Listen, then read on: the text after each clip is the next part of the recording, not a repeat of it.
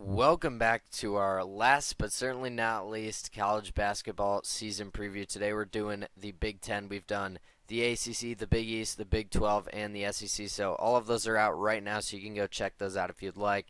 Not only do we have college basketball content, although tomorrow we will be doing our Week 1 Power 40 rankings. We also do college football every Tuesday, NFL every Wednesday, and NBA every Thursday, along with MLB content when that season is up and rolling. So this is the time to be on the channel, so you're not going to want to miss it. And yeah, make sure you subscribe, turn on the noties to make sure you don't miss whenever we upload. And yeah, links in the description as always: X, Twitch, TikTok, Discord. Follow those, join those. But with all that being said, let's just go right on into our little 18 team screen here. And starting off at the bottom, it's going to be Minnesota. I feel like Minnesota's always at the bottom of these prediction videos, but for good reason. I mean, there's not much to get excited about. They haven't made the NCAA tournament since 2019. I don't know. Dawson Garcia's a guy to watch. He was one of the top scorers in the Big Ten last year, and he is returning. Besides him, though, I mean, it's not looking good for Minnesota. All the experts are saying Minnesota will be last, and I would probably agree. 17, I have Penn State. Penn State's a team that could creep up a little bit. I mean, they bring back Ace Baldwin, who is coming off the best season of his career. I mean, there's some teams like this in the Big Ten where they're kind of just one guys and nobody really else. I mean, Penn State's won over 20 games only 5 times this century. So it's a little bit of a turnaround, a big turnaround if you're expecting Penn State to make the tournament. But Ace Baldwin is a very good player, and he could win them some games. Maybe they shouldn't, but besides him, there's not much really on this Nittany Lions squad. Number 16, I have Nebraska. Now I don't like this. I had Nebraska as my last place team last year, and we saw what happened with that. I mean, Nebraska made March Madness as an 8 seed and were a very fun team to watch last year. So I don't like having Nebraska this low, but when looking at this roster, I mean, they really lose everything. There's not much to get excited about here. I do like Fred Hoiberg as a coach, but again, I mean, there's just really nothing here to look forward to. 15, I have Northwestern. Same thing here. I mean, I feel like this is a little low for them, but they lose Boo Buie. I mean, I don't know. It's it's not looking all that great for Northwestern. I don't think either of these teams really brought back enough to for me at least to get excited about them. Number 14, I have Washington. Gray Osabor comes over with along with Utah State's head coach who won 28 games last year. They were a really good team. Gray Osabor is kind of a sneaky contender here to win Big Ten Player of the Year. People aren't talking about him enough. He is that good of a player. Um, so I think Washington maybe gets a little bit higher because of him in these standings than some would expect. But then again, besides him, it's kind of similar to the Penn State thing. Besides him, there's not really much else on this Washington team. I do like their coach, though. Number 13, I have Maryland. This is kind of where we get into the legitimate, could potentially make tournament. I don't think the Big Ten gets 13 teams in, obviously, but these are teams that could potentially make some noise. This roster is intriguing to look at. I mean, they finished just one game below 500 last year. It was a disappointing year. I had them finishing, I believe, third or fourth in my preseason, and that obviously did not happen. They bring in five-star center Derek Queen, who ranked as the number 12 overall player. They bring in a lot of transfers. I kind of want to see this roster gel though first before I can really get excited about them. At number 12, I have the Iowa Hawkeyes. They're typically a pretty good team, pretty safe bet here. Um, but again, there are a lot of new faces on this team. I'm not really sure what to expect with Iowa. There's a lot of wild card. This Big Ten prediction is probably going to be absolutely horrible looking back on it. But this is just a wide open conference. I mean, it is crazy. Like you could argue the number one team is pretty set in stone, but 2 through 9, 2 through 10 is all like really close within each other. So this is a wide open conference. I'm really intrigued to see how the Big Ten plays out this year. They bring back Owen Freeman. I think he's probably going to break out this year. He looked pretty promising last season as a freshman. Um, they bring back Peyton Sanford as well. They got some guys here, so I think Iowa at 12 is a safe bet. Wisconsin at 11, they lose a whole lot. They lose AJ Storr. They lose Tyler Wall. They do return though Stephen Crow, Max Klesmit, John Blackwell. Um, they bring in a couple of transfers. I feel like Wisconsin does take a bit of a step back from last year. Um, but I mean, I feel like it's still a safe bet to say that they are still a solid team. I don't think they'll be one of the worst teams in the Big Ten this year. At number 10, I have USC. They're another team, just a huge X factor. I mean, they bring in Eric Musselman over from Arkansas to coach this team. And last year, I mean, USC was a team that I thought would be neck and neck with Arizona for the Pac-12, and they were nowhere near that. They were one of the most disappointing teams of the season last year. And he has a really just a brand new roster. I mean, it's pretty much just entirely built through the transfer portal. So we will see how that affects them and how if it benefits them and if it hurts them. That's kind of why I'm playing a little conservative with USC because USC could be a top five team when it's all said and done. They could be a bottom five team as well. You know, you never really know. I mean, Musselman is a great coach, but in year one, how much success does he really have? It'll be interesting to see. Number 9, I have Michigan State. I'm a bit lower on Michigan State than most people are. I mean, when looking at Michigan State, they had a really talented team last year with Tyson Walker, AJ Hogard. They don't have either of them anymore, and they just barely made the tournament. They were 19 and 15, I believe. I mean, that's not great. I know they got the 9 seed, but they lose to their two best players. I honestly, I mean, I don't understand how Michigan State is projected to be a top 5 team in most predictions. I don't understand. You look at this roster.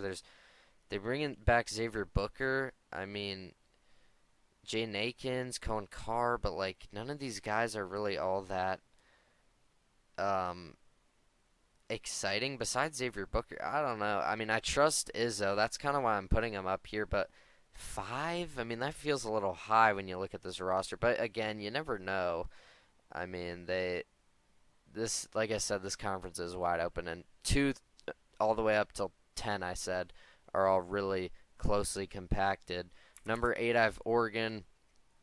When looking at Oregon, they bring back Jackson Shelstad. He started pretty much every game for them last year, averaged 13 points. He should be pretty much the guy there. They bring back Kwame Evans, or sorry, they bring in Kwame. He is the number 19 overall player in his recruiting class. They bring in TJ Bamba from Villanova. So Oregon, I think they should be a tournament team. I feel like they're going to be a bubble team. A lot of these big, I mean, I could see Michigan State, Oregon, USC, Wisconsin, Iowa, Maryland, Wisconsin, or not Wisconsin, Washington, all being bubble teams. Now, obviously, all of them won't get in. I think the Big Ten could get 9 teams in, though, maybe. I feel like that's fair. But Oregon is a team that I feel like could be just in the bubble, maybe in that first 4. They're definitely an interesting one to look at.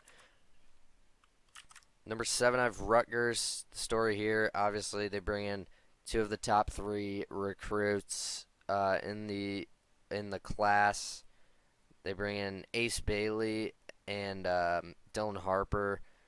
I mean, that's a huge 1-2 punch, and I feel like Rutgers is either going to be a top 5 team in the league or they could just be bottom 5. I mean, they're a really young team. Um, they returned their leading scorer from last year, Jeremiah Williams, as well. I feel like Rutgers is a team that when it's all said and done could end up being a really good team. Obviously, Ace Bailey has huge expectations for the NBA. Same with Dylan Harper as well. I mean, both of them. It's crazy how they got these two guys in there. Um, yeah, it's gonna be interesting. I mean, they're one of the biggest question marks for me, and really just a boomer bust team here. So I kind of just went somewhere in the middle, but I wouldn't be surprised if they're a top four team in the Big Ten at the end of the year. Number six, I have Michigan.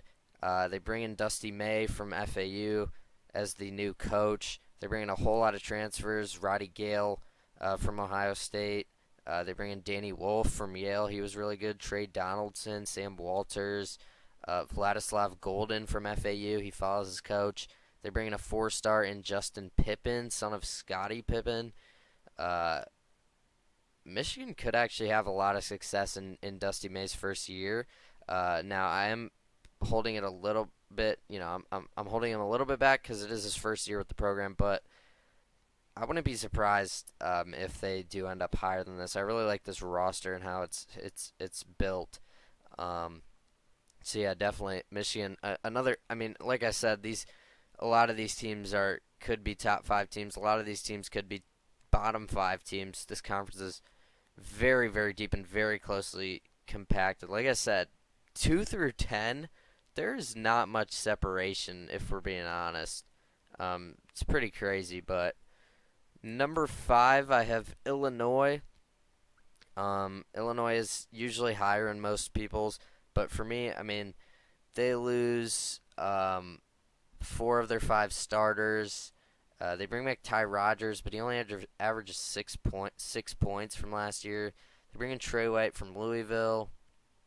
Bring in 4 top 100 recruits. I don't know. I mean, it's gonna be interesting. I mean, they're gonna be a young team. They're gonna be another huge question mark here. I'm gonna trust them because they have been one of the best teams in the Big Ten for the past decade, really. And they did just make the Elite Eight, but it is a pretty much a completely new team. But I do give them a little bit of the benefit of the doubt and a little respect there. So I have them at 5, but you could argue roster-wise they're behind teams like Michigan, teams like Rutgers, teams like Oregon, Michigan State. Um, but I think 5 is fair. 4, I have UCLA. This is typically the second place team people see in the Big Ten. I'm not quite there with them. I mean, last year they were pretty disappointing, and I know they bring a lot of their guys back, and they bring in a lot of transfers as well. So they're definitely going to be better from last year. But first year in the Big Ten, I don't know. I just, something to tell me, I can't see them finishing second. I mean, like I said, they were pretty bad in the Pac-12 last year. Um, I don't know. I mean, I guess they weren't bad. I don't know. I really don't know what to think about UCLA. Another one of these teams that's just completely, you know, I mean, it could go really anywhere with this team. They bring back their leading scorer, Dylan Andrews. Sebastian Mack also comes back. They bring in some freshmen. They bring in some transfers. It's going to be an interesting team once again. Again, just want to see. Can't wait to see these teams finally play because it's going to help my thinking on a lot of these teams. Number 3, I have Indiana. Or sorry, number 3, I have Ohio State. I was looking at Indiana here in my notes. Number 3, I have Ohio State. When looking at Ohio State, you can call me biased. I think Ohio State is the third best team in the Big Ten right now, just on paper at least. Jake Diebler, after taking over, he finished 8-3 last year, and they made a little bit of a run in the NIT. Ohio State may have found something with him at coach. He's a very interesting guy. He's very interesting. Uh, Ohio State's a huge question mark. I mean, they have a chance to really just turn it around. I mean, they were not too long ago a 2 seed in March Madness. I know they lost in the first round. But recently they've fallen off a cliff. I think this is the year they kind of get back into the swing of things. They bring back Bruce Thornton, who was their best player last year, and he is a really good player. And they also bring in, people aren't talking about this, they bring in Michi Johnson from South Carolina, their best player. South Carolina won 25 plus games last year and was a 6 seed. They bring in Micah Parrish from San Diego State, another really good team last year. Sean Stewart and Aaron Bradshaw from Duke and Kentucky, 2 really good programs who are going to get probably starting spots here. A whole lot of transfers, so they might start off a little slow, but Ohio State is going to have a real chance to make some noise in the Big Ten this year, at least I believe. Number 2, I have Indiana. Slipped up a little, said they're at 3. Um, they're at 2, though. I have them at 2. They really just dove deep into the transfer portal this year. I mean, Mike Woodson, coaching wise, there's a chance this is his last year. I mean, if he fails to get Indiana to where they want to be this year, I mean, it might be just wraps for him. They bring in Omar Ballo from Arizona, who was Arizona's second best player and a really good player, one of the better players actually in college basketball. They bring back Trey Galloway, Malik Renew, Mackenzie Mbako. He was, I believe, top 10 recruit last year. Now he's in his second year. Indiana on paper should have a really good roster.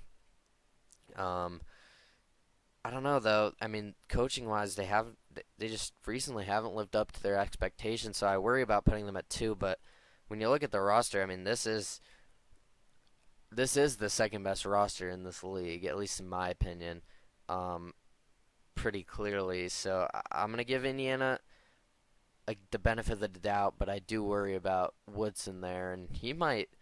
Again, this could be his last year at Indiana if they fail to meet their expectations once again. But number 1, I think it's pretty clear. It's probably going to be Purdue again. Yes, they lose Zach Edey, but they probably will still be a national title contender. I mean, Braden Smith comes back. He really stepped it up last year. I was worried because, I mean, 2 years ago, Purdue was Zach Edey and Zach Edey only. Fletcher Loyer and Braden Smith were 2 young guards who just I couldn't trust. Last year, Braden Smith really came into his own, and he is probably going to win Big Ten Player of the Year this year. Fletcher Loyer is back. Trey Kaufman-Renn is back. Those 3 all have great experience now. I believe all in their third year. Purdue brings up some depth pieces, some rotational guys. They played a lot of minutes in Purdue's national championship run last season. They'll probably get some increased roles. And they bring in Daniel Jacobson. He's probably not going to be as good as Zach Edey, but he is the number 57 player in the recruiting class. And he, I think, has a chance to make some noise at that center position for them. They'll want to see what he's got for them. But yeah, losing Edey, losing Lance Jones, losing Mason Gillis, those were 3 of their best guys there. So that is going to be tough. But again, Braden Smith, Fletcher Loyer, Trey Kaufman-Renn, all back. I mean, Purdue is still, I believe, the best team in this league, and probably going to get a top 3 seed in the tournament at worst. You could argue higher. I mean, Purdue is one of those teams that could still very well be a national championship contender. I wouldn't call you crazy if you said that. I don't know if I'd say that personally, but I don't know. We're gonna have to wait and see. It depends on how good Braden Smith really is without Zach Edey. Because if he continues what he did last year and expands on that now as the number 1 guy, they're gonna be dangerous. But I do worry a little. Maybe he was only that good because of Zach Edey. So I kind of just want to see with him. But yeah, that's going to do it for the Big Ten season preview. Hope you guys enjoyed this one. If you did, make sure you get on there, leave a like. Comment down below what you think, what you agree, what you disagree with me. Love to debate down there. Like I said earlier, we did the ACC already. We did the Big East. We did the Big 12. We did the SEC. And tomorrow we're dropping our Power 40 college basketball rankings, first one of the year. So that's very exciting. It's a very exciting time to be on the channel as well. Make sure you get on there, subscribe, and turn on the noties to make sure you don't miss whenever we upload. Like I said in the intro of this video, college basketball videos every Monday, college football every Tuesday, NFL every Wednesday, NBA every Thursday, and then, of course, MLB content when that season is up and running. But that's going to do it for this video. Hope you guys enjoyed. And I will see you guys tomorrow with our Week 1 inaugural college basketball Power 40 rankings. Should be pretty fun. Make sure you stay tuned for that one.